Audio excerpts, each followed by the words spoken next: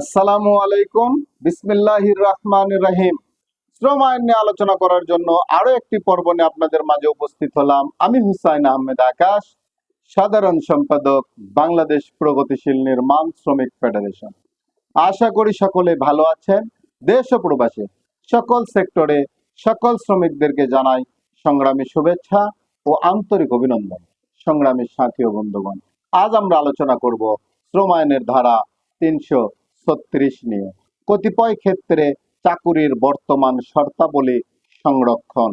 এই আইন অথবা কোনো বিধি, প্রবিধান বা স্কিমের কোনো কিছুই এই আইন প্রবর্তন হওয়া সময় উহার দ্বারা রহিত কোনো আইনের অধীন অথবা কোনো রোয়াদাত, চুক্তি, নিষ্পত্তি বা প্রচলিত প্রথার অধীনে কোনো শ্রমিকের ভোগকৃত অধিকার বা সুযোগ সুবিধা তিনি যতদিন উক্ত প্রবর্তনের তারিখ যে মালিকের অধীন কর্মরত ছিলেন সেই মালিকের অধীন চাকুরিরত থাকিবেন ততদিন পর্যন্ত ব্যাহত বা ক্ষতিগ্রস্ত করিবে না, যদি তাহার উক্ত অধিকার এবং সুযোগ সুবিধা এই আইন, বিধি, প্রবিধান বা স্কিমের অধীন প্রদত্ত অধিকার ও সুযোগ সুবিধা হইতে অধিকতর অনুকূল হয়।